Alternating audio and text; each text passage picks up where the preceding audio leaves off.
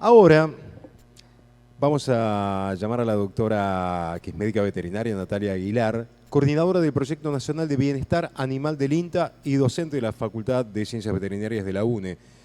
Viene de Chaco y el tema es avances y perspectivas del bienestar animal en la ganadería vacuna. Nati, adelante.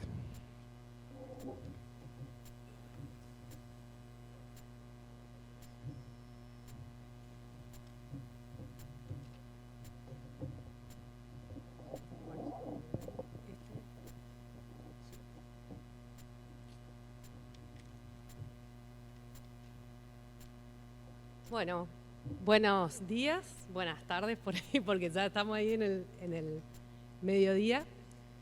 Primeramente quiero agradecer al Instituto de Promoción de Carne Vacuna, que siempre está apoyando la institución, y en este caso Adrián siempre nos tiene presente con la temática bienestar animal. Y en esta oportunidad, si bien es un tema muy amplio, voy a tratar de en 30 minutos, como fue el tiempo que nos dieron, de hacer un resumen, ¿sí? Y también llamar un poco a la reflexión del por qué hablamos de bienestar animal, ¿sí? Bien. Como para que no nos sintamos ansiosos y digamos, bueno, che, ¿cuándo termina? La idea es hacer este recorrido, ¿sí? Ver un poquito la revisión del concepto de bienestar animal, a su vez ver el modelo de los 5 dominios del bienestar animal, qué estamos haciendo nosotros desde INTA, ¿sí? Y cómo podemos contribuir desde el punto de vista de bienestar animal a una producción sostenible.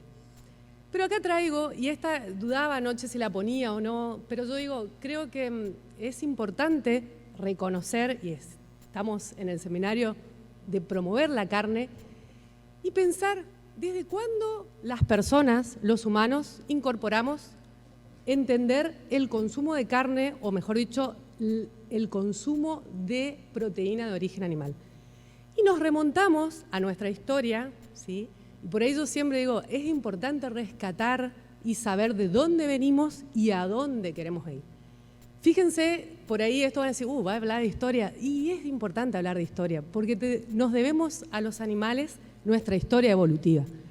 Fíjense acá, esto es una pintura, ¿sí?, del Paleolítico, donde hay indicios de que los humanos, los primeros homos, que en este caso todavía no eran Homo sapiens, sino otras especies de homídeos, observaban el comportamiento de los animales, ¿para qué? Para afinar sus estrategias de caza, ¿sí? Entonces, a su vez, esto le permitió entender determinados comportamientos y la naturaleza de cada animal para poder acecharlos. A su vez, y bueno, esto tiene mucho que ver con el tema de la domesticación de los animales. Por ahí siempre nosotros en clase preguntamos, ¿todo el mundo sabe cuál fue el primer animal domesticado? A ver, vamos a romper un poquito el hielo a ver si los chicos de atrás, ¿cuál fue el primer animal domesticado? El perro. Muy bien, tiene un puntito ahí. Y ahí viene la pregunta. Siempre decimos, nosotros domesticamos los animales ¿para qué? Para satisfacer nuestras necesidades, ¿sí? Satisfacer nuestras necesidades de ganadería, de agricultura, o sea, de empezar a incorporar y usar a los animales, utilizarlos para trabajo, abrigo, alimento. Y decimos, che, pero ¿y el perro? ¿Dónde entra en esa ecuación el perro? Y ahí hay una cuestión que por ahí es más filosófica. Decimos, che, ¿el perro no nos domesticó a nosotros? Ojo, muchas veces nos queremos parar del lado yo domestiqué, yo domino, y la historia marca otra cosa. Entonces vemos cómo en el Neolítico, ya justamente cuando comienza a aparecer todo lo que es la agricultura y la ganadería, vemos que estas primeras personas vieron que manteniendo a los animales próximos de ellos, o sea, generando esto de la domesticación, cuidándolos, dándole una comida adecuada, veían que podían obtener un mejor alimento. Entonces nosotros decimos, por ahí me preguntan, ¿y bienestar animal desde cuándo? Si nos ponemos a hablar de bienestar animal, la historia nos marca que hace siglos, y hoy estamos donde estamos, ¿por qué? Porque incorporamos proteína de origen animal, o sea, la carne en nuestra dieta. Para los más jovencitos que por ahí siempre están los QR, si ustedes quieren ir leyendo más y demás, pueden ir escaneando, y bajan y ya leen en vivo la información. Entonces, eso también uno tiene que ir actualizándose con las redes y demás. Está bueno tener info precisa y ir entendiendo esto. Y acá tomo un trabajo de Adrián y de los chicos de IPCBA que venimos a nuestra actualidad y decimos, bueno, ellos hicieron unas encuestas en el 2020, cuando todo el mundo estaba encerrado en la casa y demás. Dijeron, bueno, vamos a ver, y él mostró algunos datos de esta mañana, sobre cómo asocian el concepto de bienestar animal en la producción ganadera. Pregunta abierta, ¿sí? ¿Podría indicarme con qué asocia el concepto de bienestar animal en la producción ganadera? No sé si está Adrián por ahí, pero bueno, o Eugenia me pueden corregir. Fue una encuesta hecha sobre 1.100 consumidores, o sea, personas comunes, ¿sí? Y lo que llama la atención, fíjense, cuáles son las palabras, a ver, que aparecen, ¿sí? Maltrato, cuidado, salud. Esto se hace con un software que mide la cantidad de palabras y la repetición de palabras que aparecen.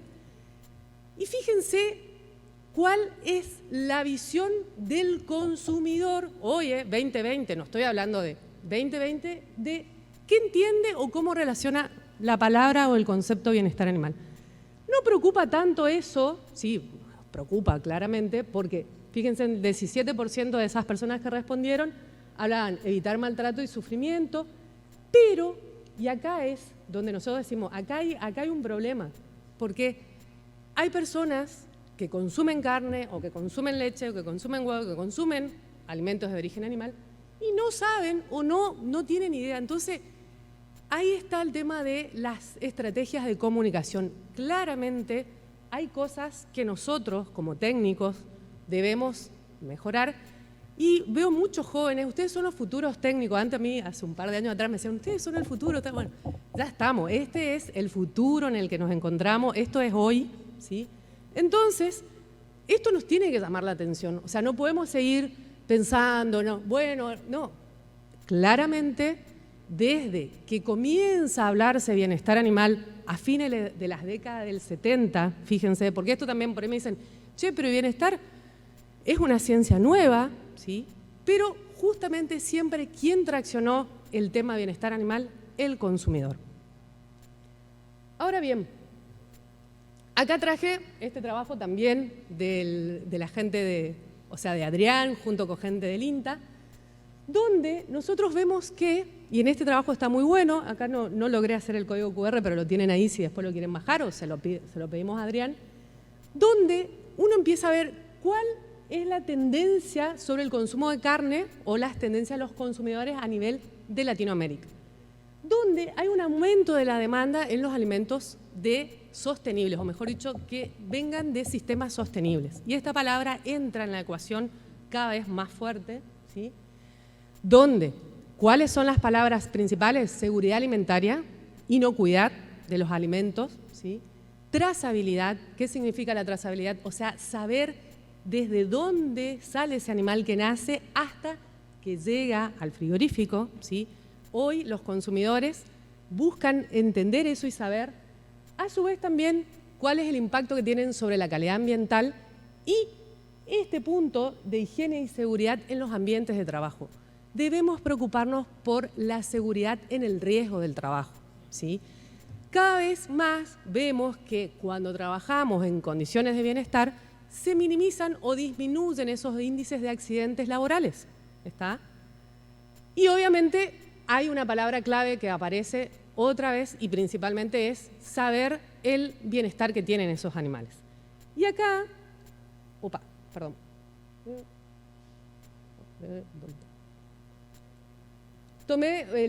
hice un gráfico de un resumencito del trabajo de los chicos de IPCBA, que él lo comentó esta mañana, pero no lo mostró en números. Nosotros en Argentina, de esas encuestas que ellos después siguieron haciendo, el 66% siguen respondiendo que son omnívoros, que significa una dieta variada, con la carne incluida, pero fíjense que hay un 29% que eran los que él les llamaba los flexitarianos, o sea que si bien siguen comiendo carne, pero cada vez reducen más, y hay un 5% entre vegetarianos y veganos.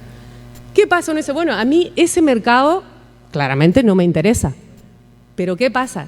Estas tendencias no solo, antes esto nosotros lo veíamos a nivel internacional y hoy lo vemos acá. Entonces, y claramente, cuando uno pregunta por qué dejan de comer carne, por la forma en que se manejan los animales. Y ahí viene la pregunta, bueno, hay dos cosas. Hay muchos productores que están haciendo muy bien las cosas, pero no sabemos mostrar eso, ¿sí? Otros que realmente hay que revisar algunos procesos para decir, bueno, claramente no estamos dando una buena imagen del tipo de carne que producimos. Bien. Entonces, y acá todo hice esa mini introducción para llevar al concepto en general, digamos. Bienestar animal es un tema complejo, no lo podemos resolver una sola persona, es un área interdisciplinaria, ¿sí? Multifacético, donde intervienen aspectos éticos, científicos, económicos, culturales, sociales y políticos.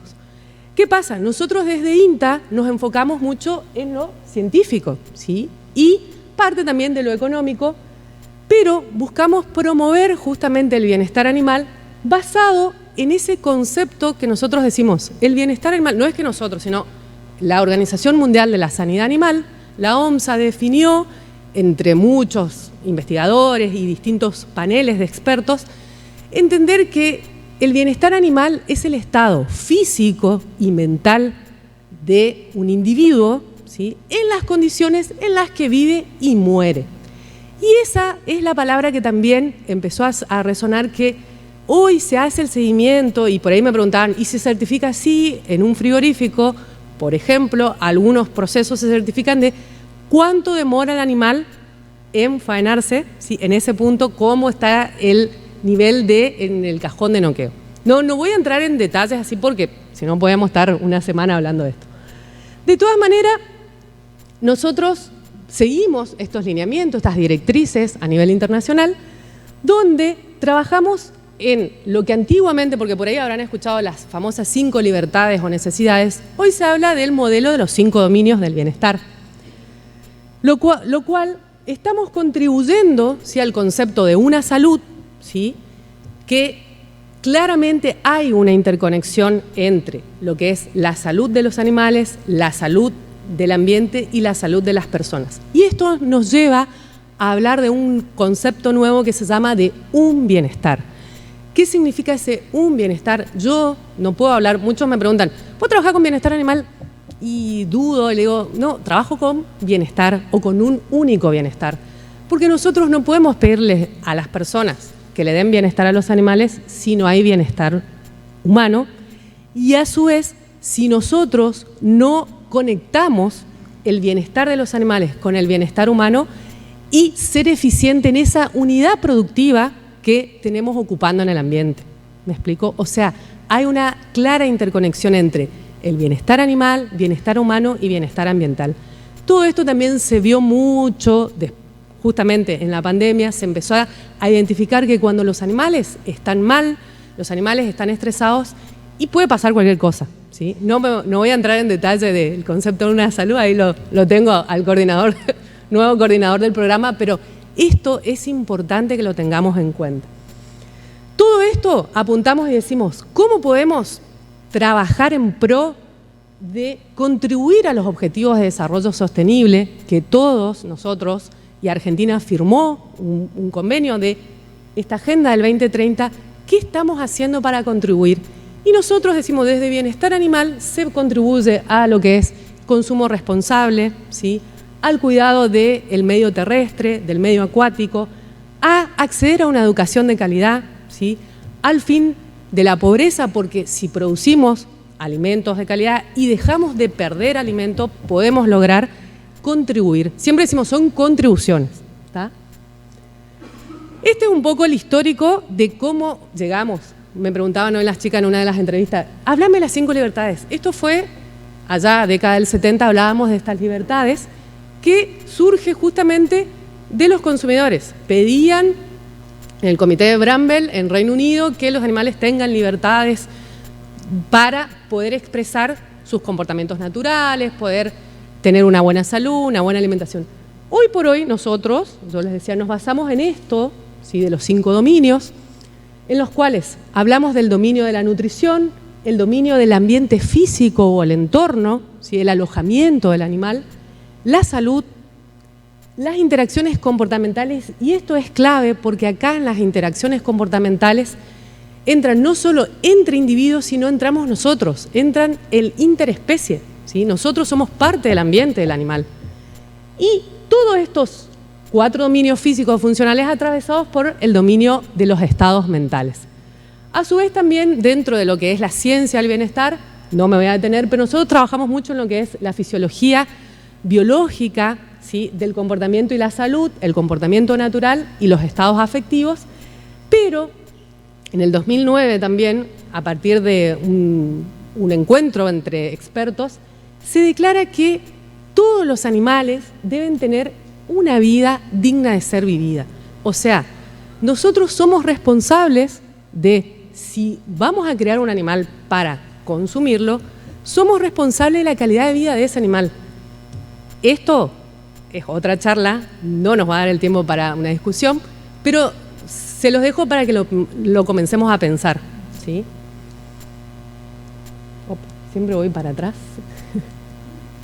Bien, y ahora vamos más a lo técnico, ¿sí? Nosotros decimos, bueno, ¿cómo podemos relacionar o cómo podemos medir o evaluar el bienestar animal? Y generalmente hay un factor importante que es el estrés, desde la fisiología del animal, que hay un famoso indicador que todos lo tenemos, ¿sí?, porque todos somos animales, que es el famoso cortisol, que son aquellas hormonas que nos prepara justamente para tratar de adaptarnos a las situaciones que vienen, ¿sí?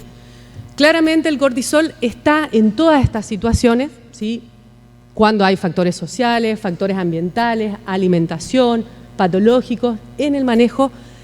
Y eso es importante que nosotros identifiquemos que en cada manejo nosotros lo que estamos buscando es minimizar ese impacto del estrés. ¿De qué manera? A través de identificar puntos críticos durante los procesos de producción desde el campo, digamos, hasta el frigorífico. Y ahí, ya entrando un poco más en qué es lo que estamos haciendo nosotros, cómo estamos contribuyendo desde el INTA a este bienestar animal. Y traté, o sea, después al final les cuento un poco, el proyecto es bastante más amplio. Acá estamos mostrando una partecita, que es la parte con ganadería de carne, y unos resultados más de los últimos años, pero hace 10 años que venimos trabajando en esto. Entonces, estos son un poco todas las especies con las que estamos trabajando. Hoy yo me voy a enfocar en algunos resultados de bovinos para carne, ¿sí? Y trabajamos en lo que es producción primaria, transporte y obtención y calidad de producto. ¿Estamos? Y acá traigo un ejemplo. Dije, bueno, vamos a empezar. ¿Dónde? ¿Dónde empieza todo? Empieza con la vida, con el nacimiento de un ternero. Este fue un ensayo que hicimos. Son todavía resultados preliminares, tenemos más para analizar, en donde justamente uno evalúa que en la cría, generalmente siempre la mayoría, la cría en el norte es extensiva, donde hay poco contacto por ahí de los humanos con los animales, y a veces el primer contacto, y siempre decimos los veterinarios, muchos de nosotros estudiamos veterinaria porque amamos los animales, y el contacto, esa interacción humano-animal que tenemos con ellos, para ellos no es nada buena. Si vamos allá, nos remontamos a la historia, siempre fuimos a cazarlos. Entonces, claramente hay un conflicto de intereses. Nosotros queremos curar al ternero y él... ¿Qué pasa? Si nosotros, por ejemplo, evaluamos de que al ternero lo ve recién, o lo vemos a los 20 días, o recién al mes cuando viene con la madre, y es todo un revuelo de cosas donde el animal recibe una inyección, donde recibe o le colocan la caravana, o lo identifican, son cosas agresivas, él no entiende que eso es algo para su bien. Entonces lo que estamos buscando es ese primer contacto, esa primera interacción, hacerlo de una manera más sutil, ¿sí? Y esto seguimos una línea que se está haciendo mucho en la lechería también, que es imprintar a los animales. ¿Qué significa eso? O sea, esa primera impresión, ¿sí?, ese primer estampaje que tiene con los humanos, que sea positivo. Alguno por ahí se hace doma racional o trabaja con equinos, me va a entender mejor. ¿Por qué? Porque es lo que se hace justamente con esa primera etapa del potrillo, ¿sí? Tener ese primer contacto y después dejarlo hasta que le llegue la edad cuando tiene que ser domado. En el ternero hacemos lo mismo, o sea, buscamos que en esas primeras 24 o 48 horas que el ternero nace, se realice, ¿sí? En este caso la cura del ombligo, si ya amerita hacer la identificación de quién, de qué vaca es, si se le pone una caravana chiquita, una caravana de ternero, y a su vez también hacer el control mínimo sanitario, que decimos control de ombligo, ver si el animal calostró, fundamental que en la cría extensiva muy pocos lo hacen, ¿sí? El calostro es la primera leche, por ahí para los chicos, es la primera leche que consume el animal y es importante para su sistema inmunitario. Es clave que el animal mame dentro de las primeras 24 horas. Si detectamos que hay animales que no están mamando, pues lo importante es tener un banco de calostro, ¿sí? Y sustituir esto para que justamente ese animal tenga una buena sanidad desde su nacimiento. A su vez, y asociado a esto, lo que hacemos es, en realidad, un masajeo, ¿sí? Un cepillado del ternero. Uno me dice, ¿cepillar al ternero? Sí, cepillar al ternero, porque existen trabajos demostrando que cuando vos tenés un buen contacto, ese primer contacto, puede favorecer el proceso cognitivo y a su vez sacarle como las cosquillas al ternero. Parece gracioso, pero realmente ese ternero, y bueno, lo que nosotros hicimos, les cuento esa partecita así, es en realidad probar si era importante hacer ese primer contacto positivo, o sea, estimulación táctil temprana, una vez o más de una vez, y cuál era el resultado después de ese ternero para evaluar, y medimos un indicador que es el indicador del temperamento, o sea, la reactividad que tiene ese animal al destete. Y vimos que con el primer contacto, sí, nosotros decimos estimulación baja, estimulación alta o sin contacto. Aquellos animales que han tenido un contacto positivo dentro de sus primeras 48 horas tuvieron un mejor rendimiento, o sea, una mejor reacción hacia las personas al destete. O sea, el primer contacto con humanos a edad temprana, miren qué clave, qué importante es cómo interactuamos con el animal en ese primer momento, ¿sí? Realizar de manera gentil presentó efectos persistentes en el tiempo. Nosotros, bueno, la idea, y por ahí también esto, ya que estamos acá en el Seminario de la Carne, hay algunos trabajos en Estados Unidos que ojalá lo podamos hacer en algún momento, donde se han hecho estos seguimientos hasta la calidad de carne y han encontrado que los animales que en el primer contacto fue positivo han obtenido carnes con mejor rendimiento y mejor calidad, ¿sí? Entonces, ¿cuán importante es esa primera instancia, ese primer contacto? Después, si quieren, les paso más detalles del trabajo, pero la idea es ir mostrándole algunos tips, porque muchos me dicen, y bueno, ¿y cómo arranco? ¿Por dónde empiezo con bienestar? Y primero es identificar dónde hay puntos críticos. Segundo es, hay algunas cosas que se pueden empezar a hacer y sin mucho gasto, porque acá el gasto, ahí va a venir, no, pero no tengo personal, hablo esto ahora porque estamos en época de parición. Me dice, no, pero yo la maternidad no la puedo juntar. Porque, o sea, estamos teniendo o liberando hacia el ambiente, más en nuestro ambiente, un ternero que estuvo 9 meses en el vientre de la vaca, comiendo una vaca preñada, que nació un ternero, una vaca, y a veces se muere por ombligo mal curado. Y uno dice, pucha, o sea, ahí está el punto de decir, ¿cuánto gano, cuánto pierdo? Y si perdés el ternero, es la expresión más negativa, ¿sí?, de falta de bienestar. ¿Está? Sí, bárbaro. Por otro lado, acá tenemos algunos resultados con indicadores bioindicadores, en el cual nosotros acá sí medimos ya indicadores de glucosa y cortisol, ¿sí?, estos que decíamos, bueno, a ver, el mejor manejo cuando aumenta o disminuye. En este caso son 2 ejemplos, ¿sí?, en una casilla de operar. Por eso lo traemos a esto también porque no, yo necesito comprar la mejor casilla de operar para que mis animales tengan bienestar. En este ejemplo lo que hicimos fue justamente evaluar esa casilla de operar, pero con animales que venían de otro sector, que caminaron prácticamente 2 días, comparado con animales que fueron castrados en el mismo lugar con el lazo común, sin perros y aplicando las buenas prácticas ganaderas. Y lo que se encontró es que si uno hace las buenas prácticas ganaderas sin tener todo el otro sistema caro, puede lograr también tener animales con bienestar. Este es otro ejemplo que también, ya hablando de castración, cuáles son los distintos tipos, ¿sí?, de material, o mejor dicho, de métodos que se pueden hacer para castración, buscando justamente minimizar el impacto del estrés durante el procedimiento de la castración y buscando minimizar el dolor. ¿Tá? Voy adelantando porque si no... Por otro lado, acá traigo un ejemplo que también empezamos a hacer en la zona de Corrientes, en la cual decimos, bueno, cuán importante es adaptar a un ternero, ¿sí?, que va a ir, por ejemplo, a un corral de engorde, con, en este caso, terneros que van a quedar como pie de cría, ¿sí?, y que nosotros decimos, bueno, queremos que sean terneros de calidad, por lo cual le vamos a enseñar a comer antes, y eso fue lo que hicimos, o sea, a través de un crib feeding, o sea, el manejo tradicional sin crib feeding y el manejo alternativo con el crib feeding, y a su vez, en este caso el alternativo, nosotros decimos mantener a la madre al lado del ternero las primeras, por lo menos 72 horas post-destete. ¿Qué pasa? Estamos destetando un animal que ya sabe comer, entonces el estrés que le provoca esa separación, ¿sí?, se ve reflejado en el comportamiento, ¿sí?, el animal deja de comer o come menos que un animal que no tuvo esa etapa de adaptación previa, y a su vez también, y esto es lo importante, o sea, ¿cuál es la diferencia en kilogramos, ¿sí?, de kilos que gana un animal que aprendió a comer antes y que a su vez tuvo a la madre al lado durante por lo menos 3 o 4 días, y después el estrés es minimizado tanto para la madre como para el ternero?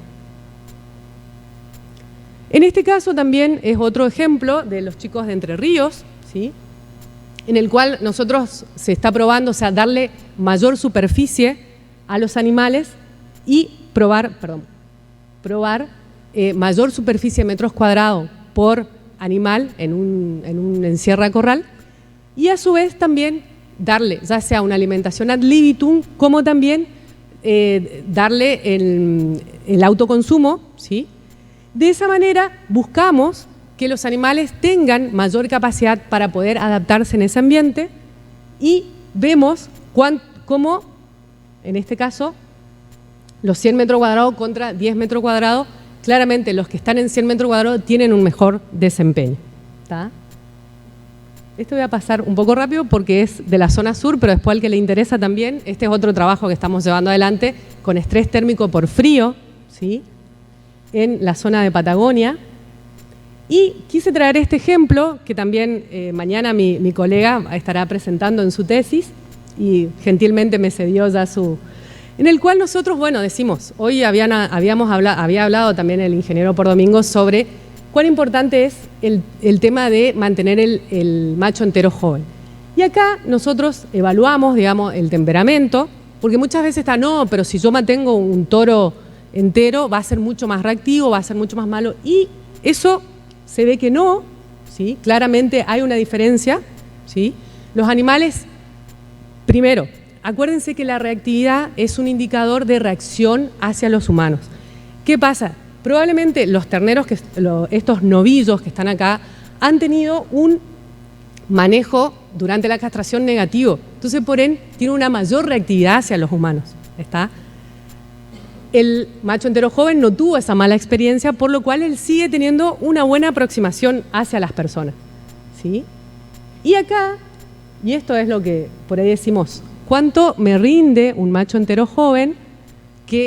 Y esto no me voy a detener mucho, pero fue lo que hoy explicó el ingeniero por Domingo también, con otro ejemplo, pero es similar.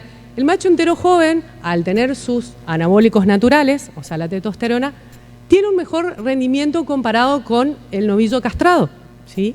Y tampoco no hay el riesgo esto de que son más malos, demás. A veces hay que derrumbar algunos mitos que siempre yo digo, tuve mucho tiempo en Brasil y en Brasil no se castra. Yo cuando te digo, quiero evaluar los métodos de castración, estoy hablando de Brasil, Santa Catarina para arriba, me dicen, no, acá no castramos, ¿cómo vas a castrar? ¿Le vas a sacar?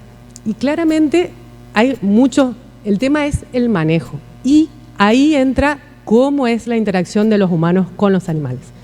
Y por último, para cerrar un poco ya esto, nosotros como les decíamos, venimos evaluando distintos indicadores y este fue uno de los trabajos que hicimos junto con IPCBA, en el cual varios de estos indicadores se concentraron en un protocolo de evaluación, que también tuvimos apoyo de la gente de la Cámara de Filot, por ahí anda Fernando, en la cual justamente todos estos indicadores que tenemos, ¿sí? Buena alimentación, buen alojamiento y sectores de manejo, buena salud, comportamiento apropiado, se puede medir y se le puede dar una nota al establecimiento de decir si estamos o no en condiciones a futuro tal vez de certificar bienestar. ¿Estamos? Entonces nosotros podemos tener que después de medir todos estos indicadores, que muchos me dicen, ¿y cuánto tardo en medir? Es una jornada de trabajo, o sea, y depende del tamaño, si generalmente las auditorías van a depender del tamaño del establecimiento, pero seguimos la lógica de un protocolo que es a nivel internacional, que es el protocolo Welfare Quality. Entonces, vamos a tener una nota de 0 a 100, ¿sí?, de calidad de bienestar para cada establecimiento en determinados momentos. Esto también es importante recalcar. INTA no certifica, porque nos llaman todos los días, el INTA está certificando. No, nosotros lo que hacemos es, les ofrecemos algunos protocolos para poder organizar su establecimiento y a futuro, ¿sí?, poder tal vez, según el mercado que quiera acceder, certificar o no. También está publicado todo el proceso de cómo se hizo este protocolo. 2 minutos, ¿sí? Entonces nosotros hoy en INTA me decían, bueno, bienestar están en el norte, hermano, no, estamos en todo el país, donde están todas esas estrellas. Me decían mis compañeros, ay, qué bueno que nos llamen estrellas. Somos estrellas, actores que estamos en todo el territorio, respondiendo justamente problemas y oportunidades, articulando con el sector público-privado y armando esta red de especialistas en bienestar animal en las distintas especies que ustedes vieron que estamos trabajando. Acá un poquito la cartera nueva, o sea, el proyecto nuevo. Hoy por hoy articulamos con todas estas instituciones. Algunos me van a decir, no está mi logo. Después me dicen, me lo pasan y lo vamos agregando. Pero estamos trabajando en 10 centros regionales, en 4 institutos de investigación. Somos alrededor de 88 participantes. Parecemos poco, pero porque estamos dispergados por todo el país entre extensionistas e investigadores. Simplemente para cerrar, ¿qué nos lleva a seguir trabajando en estas líneas de investigación y de extensión? Promover la producción animal sostenible, ¿sí?, mediante el trabajo interdisciplinario en las cadenas ganaderas de nuestro país, prepararnos para las nuevas exigencias y estándares nacionales e internacionales, y esto quiero que lo tengan en cuenta, hoy estamos buscando la calidad ética, y acuérdense de eso que habíamos hablado hoy, de decir, estamos consumiendo productos que vienen de sistemas que se producen con calidad, no solo del animal, sino calidad ambiental y calidad humana. También gestionar la información para proponer mejoras asociadas a cada especie y cada escala, y esto, implementar este concepto de un único bienestar. ¿Por qué? Porque creemos que esto es el camino para contribuir a estos objetivos de desarrollo sostenible. Y les dejo esta frase de mi director, que la llevo siempre conmigo: somos responsables de lo que domesticamos, y acá un pequeño lazo en homenaje a un profesor mío que hoy falleció, que fue un poco mi mentor, profesor Antonio Copo, de la cátedra de Fisiología. Muchas gracias.